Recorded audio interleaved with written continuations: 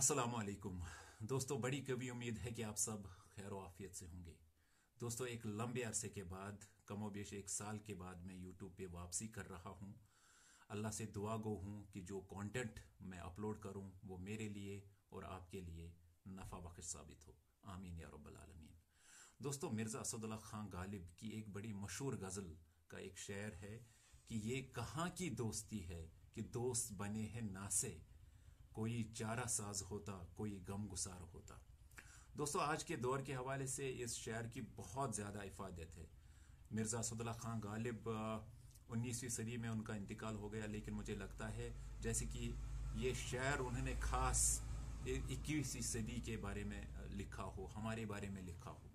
दोस्तों, आज आपने देखा होगा कि हम किसी के पास भी चले जाए, अपने माँ बाप के पास, अपने भाई बहन के पास, अपने रिश्तेदारों के पास, अजीज़ व अकारिब के पास, अपने दोस्तों के पास, तो कोई भी हमारे दुख को, दर्द को, हमारी बेचैनी बेकरारी को, हमारे मसाइब आलाम को उस नवियत से नहीं समझ पाते जिस नवियत से हम चाहते हैं कि कोई हमें समझे।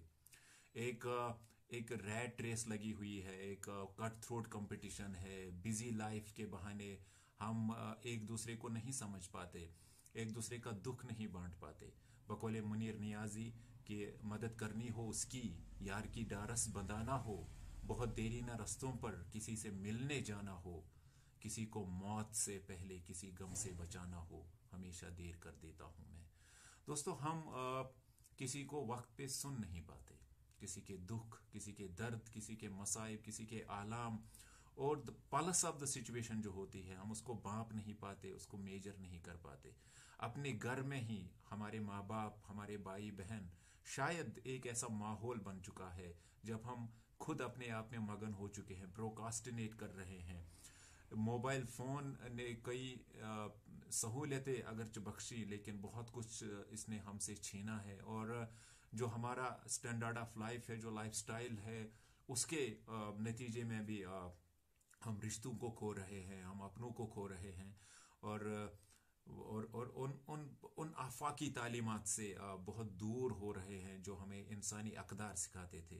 अल्लाह के नबी सल्लल्लाहु ताला अलैहि वसल्लम का फरमान है, सही बुखारी में है, कि अल्लाह के नबी सल्लल्लाहु अलैहि वसल्लम ने कहा कि जो कोई शख्स भी अपने किसी भाई के दुख दर्द को एलिवेट करे, उसका मदावा करे इस दुनिया में, अल्लाह तबारक व ताला क़यामत के दिन, महशर के दिन उसके मसाइब व आलाम को उससे ज़ाइल कर देगा, उसे हटा देगा, उसे उन तमाम मुश्किलात से महफूज रखेगा।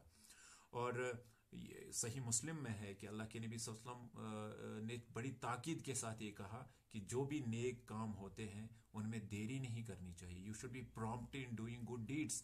एक बार तो अल्लाह के नबी सल्लल्लाहु अलैहि वसल्लम ने मस्जिद नबी में सलाम फेर कर, सलाम फेर ही ली थी कि उठ गए और घर चले गए। और सहाबा को तशवीश हुई कि आखिर अल्लाह के नबी सल्लल्लाहु अलैहि वसल्लम तो, उनका तो ये मामूल नहीं था कि यकदम वो चले जाते थे नमाज से फारिग होकर। तो बाद में अल्लाह के नबी सल्लल्लाहु अलैहि वसल्लम वापस आकर खुद उनसे वजाहत बयान करते हैं और कहते हैं कि एक सोने की ईंट थी जिसको मैं चैरिटी में देना चाहता था।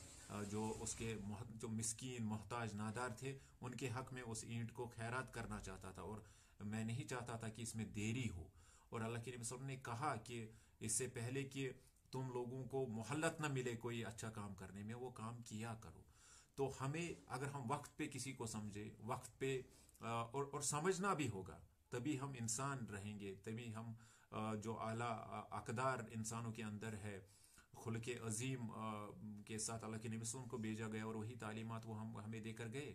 तो इस जज्बे के साथ हमें एक दूसरे के दुख दर्द को समझना होगा। और कहीं अल्लाह अल्लाह अल्लाह अल्लाह तबारक व तआला ऐसे जो है अगली कॉन्सिक्वेंसेस से हमें बचाए, जो बाद में जो है सामने आ जाते हैं अगर हम वक्त पर किसी को नहीं समझ पाए। बकौल अहमद सलमान कि उस कच्ची सी उम्र वाली के फलसफे को कोई न समझा, जो उसके कमरे से लाश निकली, खतूत निकले तो लोग समझे।